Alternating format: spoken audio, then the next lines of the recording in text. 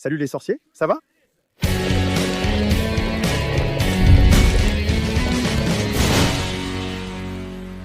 Tu viens d'arriver ici au Chaudron Baveur? Alors ne sois pas un moldu, abonne-toi et active les notifications pour ne rien rater de tout ce qui se passe ici. Et n'oublie pas que tu peux devenir membre de la chaîne et ainsi avoir accès à des avantages exclusifs. Des badges s'afficheront près de ton nom et tu pourras utiliser des emojis dans les commentaires, d'accord? Tu peux aussi mettre ton commentaire en avant grâce au bouton « Merci ». Tu peux aussi poser ta question au Papo Furado via le QR code à l'écran ou le lien en description. Avec plus de 1000 ans d'existence, Poudlard a déjà formé de nombreux sorciers et sorcières talentueux. Soyons honnêtes, beaucoup de personnes peu recommandables en sont aussi issues. Avec tant d'années d'existence, de nombreux employés qui sont passés par là ont laissé leur marque et leur vision du monde dans l'école. Alors aujourd'hui, je vais vous présenter un classement des 7 pires directeurs de Poudlard, selon mon opinion. Je vais commencer du dernier jusqu'au premier. Mais avant, laissez-moi partager quelque chose de très sympa avec vous et aussi vous demander votre aide. Je suis nommé dans 2 catégories pour le prix iBest, la plus grande distinction de l'Internet.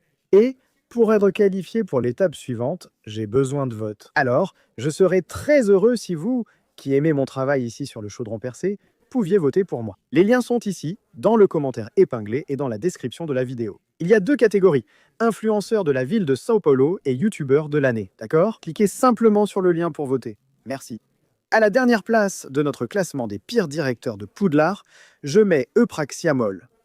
Elle a été directrice de Poudlard dans les années 1870. En 1876, l'intendant de Poudlard était un homme appelé Ancourous Carpe. Et il a élaboré un piège pour se débarrasser de Peeves à Poudlard, parce qu'il en avait vraiment marre de Peeves. Cependant, cela a très mal tourné et Poudlard a dû être évacué pendant 3 jours, parce que Peeves menaçait de mort les élèves. Alors, Eupraxia Moll, en tant que directrice, a négocié avec Peeves et lui a accordé certains avantages pour qu'il se rende et se débarrasse des armes qu'il utilisait, qu'il avait prises sur les armures du château. Parmi les privilèges, il y avait un plongeon par semaine dans les toilettes des garçons du rez-de-chaussée, l'accès aux vieux pains de la cuisine pour les lancer sur les élèves, et un chapeau fait sur mesure par Madame Bonabide, qui était une célèbre modiste de chapeau en France. Eupraxia Moll a aussi ensorcelé les clés des dalles pour protéger le contenu des armoires à Poudlard, évitant qu'ils tombent entre de mauvaises mains. Et pourquoi occupe-t-elle la 7e place de notre liste? Eh bien d'abord, parce que la liste des directeurs et directrices n'est pas si longue, et même s'il y a quelques noms, beaucoup d'entre eux n'ont pas d'histoire derrière eux. Seule l'année de leur mandat et quelques réalisations sont mentionnées. Certains n'ont même que l'année. Donc pour faire ce classement, je me suis basé sur certaines erreurs des directeurs. Et Eupraxia Moll occupe la 7e place pour avoir passé un accord avec Peeves, n'est-ce pas? Elle a tout simplement laissé Peeves lancer du pain raciste sur les enfants. D'accord, étant donné qu'il voulait tuer les élèves, lancer du pain n'est rien en comparaison. Mais en voyant cela du point de vue d'une administratrice de l'école, qui devait s'occuper des élèves, cela la place donc dans ce classement ici. Elle a ensorcelé les clés des dalles pour protéger les casiers, mais les a laissés s'échapper dans l'école afin que chacun puisse les attraper. Alors, je ne sais pas, je pense qu'il existe une méthode plus efficace pour protéger cela. Et c'est pour ça que Eupraxia Moll est à la 7e place. Ce n'est pas une mauvaise position pour elle, parce que la 7e place est une très bonne position. Le problème commence vraiment avec les prochaines positions. Occupant la 6e place de notre classement des pires directeurs de Poudlard, nous avons Armando Dippet. Il a été le directeur de Poudlard avant Albus Dumbledore, jusqu'à environ l'année 1965. Sous son mandat, la chambre des secrets a été ouverte et une élève tuée. Ce n'est pas sa faute car il n'a tué personne ni ouvert la chambre des secrets. Mais l'école était sous sa responsabilité et c'est assez grave. Mais ce n'est pas tout. Outre ce cas de décès de l'élève, déjà très grave, Poudlard a aussi failli être incendié pendant le mandat d'Armando Dippet, à cause d'une pièce de la Saint-Valentin organisée par des élèves et des professeurs où un phénix a fini par mettre le feu à tout là-bas. De nombreux membres du personnel et élèves ont dû se rendre à l'infirmerie à cause de cet accident. Mais que ça, il est aussi dans cette position à cause de la façon dont il a géré le responsable de la mort de l'élève à Poudlard. Tom Jedusor, à l'époque, est allé demander à rester vivre à Poudlard même pendant les vacances d'été, parce qu'il devait retourner à l'orphelinat, et il ne voulait pas y retourner parce qu'il détestait l'orphelinat. Alors il écrit une lettre à Armando Dippet, et Armando Dippet le convoque dans son bureau et lui dit « Écoute, tu ne vas pas pouvoir rester parce que, tu vois, regarde tout ce qui se passe à l'école. Donc, tant que le coupable de tout ce qui se passe, de ces attaques, n'est pas attrapé, l'école va devoir fermer, tu comprends. Si on n'attrape pas le responsable, l'école devra être fermée. Et alors, tu ne pourras même pas rester ici pendant les heures normales de classe. Le lendemain, miraculeusement, le coupable apparaît. Et qui l'a trouvé? C'est Tom Riddle qui a tendu un piège à Hagrid. Et Armando Dippet a tout simplement accepté la déclaration de Tom Riddle. C'était Hagrid. Il y avait un monstre, celui qui a tué la fille. Il n'a pas cherché comment elle est morte, ce que faisait le monstre ou ce que Hagrid possédait. Il s'est simplement contenté d'accepter d'expulser Hagrid. Heureusement, Hagrid n'a pas été emprisonné ni rien de ce genre. C'était vu là-bas comme un accident, une mort accidentelle. Hagrid n'a pas été tenu pénalement responsable, mais il a été expulsé et sa baguette a été détruite. Personne ne savait ce qui se passait, ni qui était responsable de l'attaque. Alors, Tom Jedusor, voyant qu'il ne pourra plus rester à Poudlard parce que l'école va fermer, trouve un coupable, n'est-ce pas? Armando Dippet accepte sans souci. C'est pourquoi il occupe la 6e place de notre liste. À la 5e, nous retrouvons celui-ci. Je suis sûr qu'il y aura des gens qui ne seront pas d'accord avec moi, qui vont se disputer avec moi. À la 5e place, Severus Rogue. Severus Rogue occupe notre 5e place. Parce qu'en fait, il a été directeur pendant la période du régime de Voldemort. Une époque sombre, une époque vraiment sombre pour être directeur. Surtout en tenant compte de son rôle, n'est-ce pas? Puisqu'il était un espion à ce moment-là. Et il essayait tout le temps de protéger Poudlard. Et pour garder sa position, il devait fermer les yeux sur certaines choses. Comme des élèves qui se faisaient torturer. D'accord, je comprends. Mais on parle de Severus Rogue, un gars puissant. Il n'aurait pas pu essayer de glisser un petit poison dans la boisson des carreaux, par accident, tu vois, pour essayer d'améliorer un peu la situation. Jeter un sort aux carreaux sans qu'ils s'en rendent compte, parce qu'ils étaient un peu idiots, non? Ils étaient comme ça. Complètement rustres, tu vois. Donc Severus Rogue était à un niveau bien supérieur au leur. Bon, je ne sais pas, d'accord. Alors Voldemort pourrait commencer à se méfier. Qu'est-ce qui s'est passé là, mince? Et cela pourrait être pire, cela pourrait aggraver la situation. Donc le fait que Severus Rogue doive garder un rôle est compréhensible, et qu'il n'intervienne pas non plus est compréhensible. Mais je vous assure que pour les élèves torturés, cela ne veut pas dire grand-chose. Même ainsi, plus tard, en découvrant waouh, Severus Rogue jouait un rôle, n'est-ce pas? Il faisait semblant pour nous protéger. Peuvent-ils ensuite comprendre? Oui, mais quand le cirque brûlait, Severus Rogue restait pour eux un très mauvais directeur. Severus Rogue aurait pu invoquer l'excuse du poste maudit de défense contre les forces du mal, puisqu'un des Carreaux était professeur des forces du mal, qui était le même poste. Et puis, je ne sais pas, dire à Voldemort, « Garçon, tu ne te souviens pas que tu as maudit le poste? Aucun professeur ne tient ici.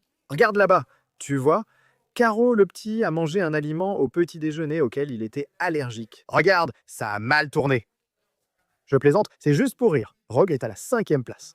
Pour cette raison, il jouait un rôle, il devait couvrir le mauvais pour pouvoir continuer à faire le bien.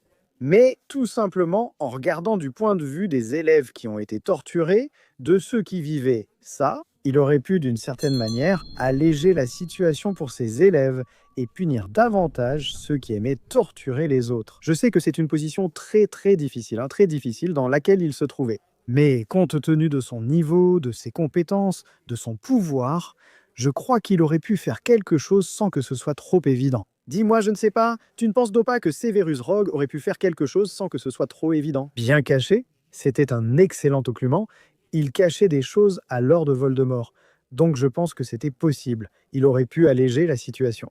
Je sais qu'il a fait ça, non?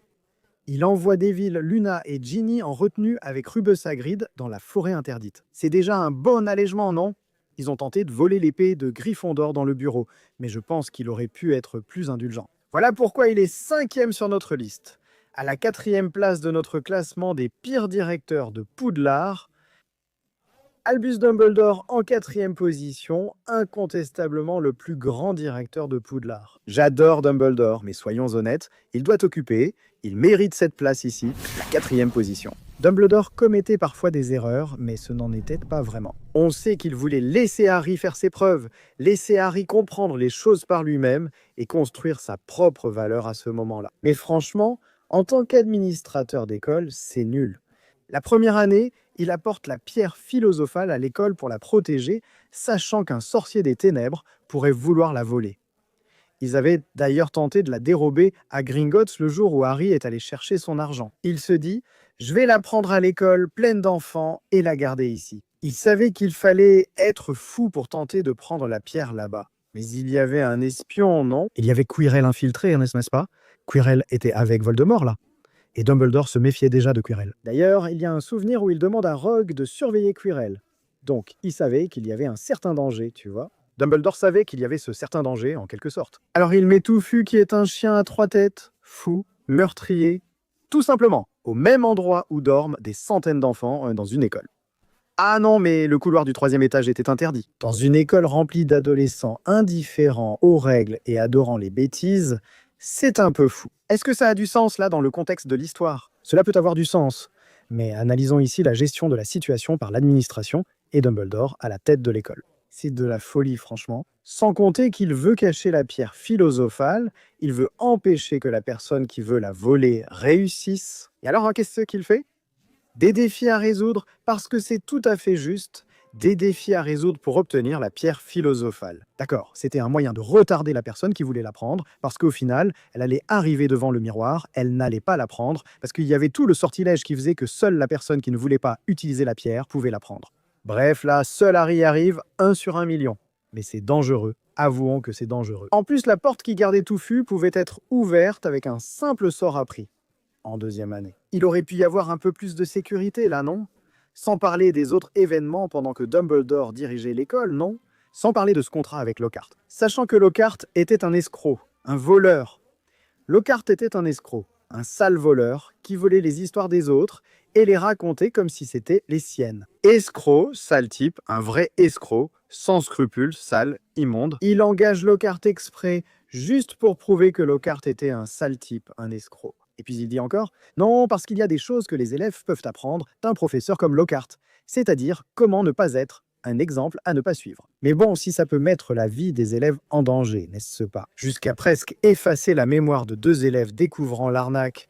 Heureusement que ça a mal tourné, non? Sans la baguette de Ron, et en 3e année, quand Dumbledore n'a pas dit « Non, je vais régler ça ici ». Les gars, écoutez, Sirius Black était là, il est innocent. J'ai commis une erreur quand j'ai témoigné contre lui il y a des années, parce que je croyais à cette information.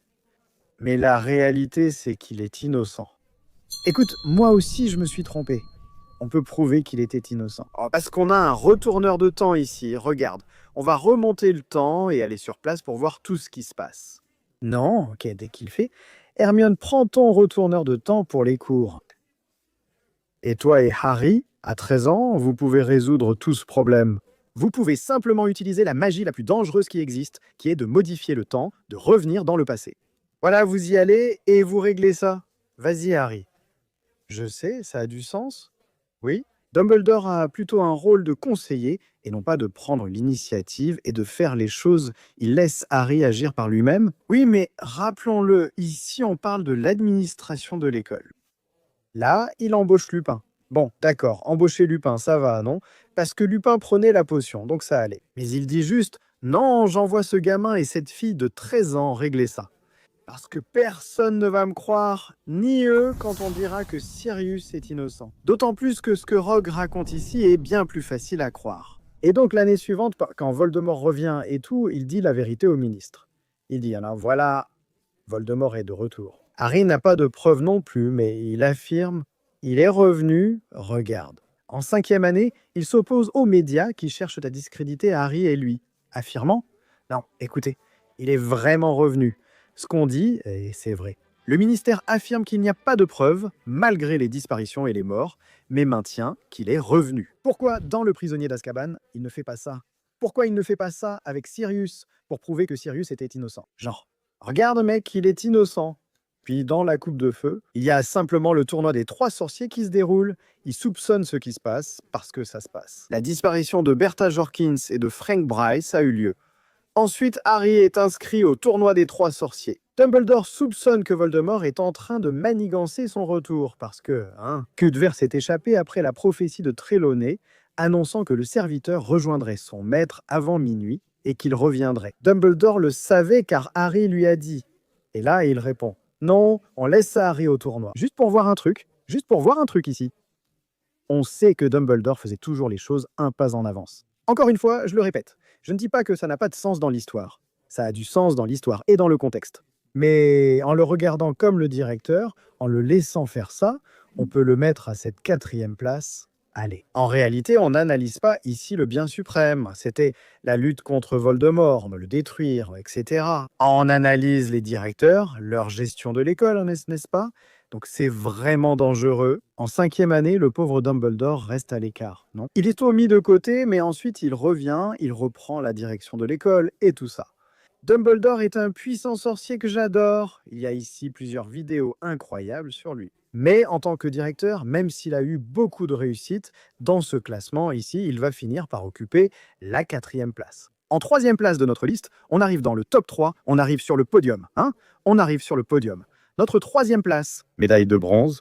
Parmi les pires directeurs de Poudlard, figure Elizabeth Burke, considérée comme une véritable plaie à une période inconnue. Elle était de Serpentard et favorisait évidemment ses élèves. Quelle surprise! Elle encourageait les élèves de Serpentard à persécuter les élèves némoldus, à les insulter, à leur jeter des sorts, à les maudire. Elle incitait les élèves de Serpentard, les sans-purs, à être cruelle envers les némoldus. Enfin, il est évident pourquoi elle reçoit la médaille de bronze ici, parmi les pires directeurs de Poudlard, n'est-ce pas? En 2e place, médaille d'argent. Lui, Phineas Nigellus Black, officiellement considéré comme le directeur le moins populaire que Poudlard ait jamais eu, l'arrière-arrière-grand-père de Sirius Black était insupportable, c'était un vrai dégoût. D'ailleurs, son portrait l'était aussi. Même si son portrait a été utile dans le dernier livre en donnant un coup de main, n'est-ce pas? Et il a même célébré d'une certaine manière la défaite de Voldemort par la suite. Lui, de son vivant en tant que directeur, c'était un fléau tout comme Elizabeth Burke. Ce type couvrait tellement les Serpentards, il était tellement partial envers eux, que franchement, les Serpentards pouvaient tout faire à l'école. Tout, absolument tout. Un sang pur pouvait tout faire. Le gars a interdit le Quidditch, parce qu'un élève de sang pur avait été blessé lors du championnat de l'année précédente. Et là, il a tout simplement interdit, parce que c'était le fils de personnes importantes de l'époque, et il avait ces contacts-là. Pour rester en bon terme avec ses contacts, il gérait pratiquement l'école, parce que lui-même fermait les yeux et couvrait beaucoup de choses. En plus de sa vision suprémaciste et de ses préjugés, il a même déshérité son fils, non? Parce que le fils n'était pas d'accord avec les opinions de la famille. Là, ça touche déjà au domaine personnel, non? Mais ça en dit long sur lui, parce que cette vision, il l'imposait aussi à l'école. Donc on peut aussi analyser ça. Donc, il est ici à notre 2e place. Médaille d'argent. En toute première place, médaille d'or. Donc aucune surprise, médaille d'or. La pire personne qui ait jamais dirigé Poudlard, Dolores Jane Ombrage. Tout d'abord, elle ne devrait même pas être là parce qu'elle n'a même pas été reconnue comme directrice de Poudlard. Elle ne l'a pas été, elle n'a pas été reconnue. La gargouille lui a refusé l'accès au bureau du directeur, alors elle reste dans le sien, même après sa prise de fonction. Elle n'a pas été reconnue comme directrice par l'école, mais elle a occupé ce poste, donc c'est la pire. Et c'est clair pourquoi elle est à ce poste. Pas besoin de contextualiser. Elle était tout simplement une honte, elle torturait les élèves pour valider ses propres idées, elle propageait simplement des mensonges, manipulait la vérité, négationniste. Et elle est pire que Voldemort parce qu'elle fait semblant d'être gentille. C'est le pire type de personne qui existe, celle qui parle doucement, qui fait semblant d'être amie, qui offre des cadeaux, qui essaie d'acheter les autres, n'est-ce pas? Ombrage, ce genre de personne, c'est une personne détestable. Une personne détestable, dangereuse, tu comprends? Donc Dolores Ombrage occupe la première place de la personne la plus détestable à la direction de Poudlard. Franchement, le fait qu'elle dise que Cédric est mort dans un accident, ça me dégoûte vraiment. J'ai envie de... Écoute, Ombrage me donne envie, vraiment, de Sainte-Marie. Heureusement pour Peeves, il l'a frappée à la tête avec sa canne quand elle a été expulsée de Poudlard. Quand elle... À tes souhaits, Sainte-Marie, quelle envie de lui casser ses assiettes de chaton sur la tête. Toutes, les casser toutes sur sa tête, comme ça, pour qu'elle miaule toutes, une par une. Mon Dieu, quelle femme insupportable, dégoûtante, mégère, vieille peau, sorcière. Et voici mon top 7 des pires directeurs de Poudlard. Dis-moi si tu es d'accord, si tu n'es pas d'accord, mets ton top 7 ici. Tu peux mettre d'autres directeurs et directrices, ce n'est pas obligé d'être exactement les mêmes que moi. Je les ai choisis car selon l'échelle de leurs actions, tu vois bien qu'elles varient beaucoup, même ici dans la liste. L'un, simplement, a la pièce à brûler. L'autre, waouh, il a un accord avec Pirassa. Tout est tranquille. Un autre torturait simplement les élèves, mais c'est parce que nous, c'est ce que j'ai dit au début de l'épisode. On doit s'accrocher aux détails qu'on a. Et ce sont ces détails que nous avons. Dis-moi ici ton top 7 des pires directeurs. Je veux savoir, d'accord? On se retrouve dans le prochain épisode du Chaudron Fêlé, et d'ici là, maléfice accompli. N'oublie pas de voter pour moi sur iBest, d'accord?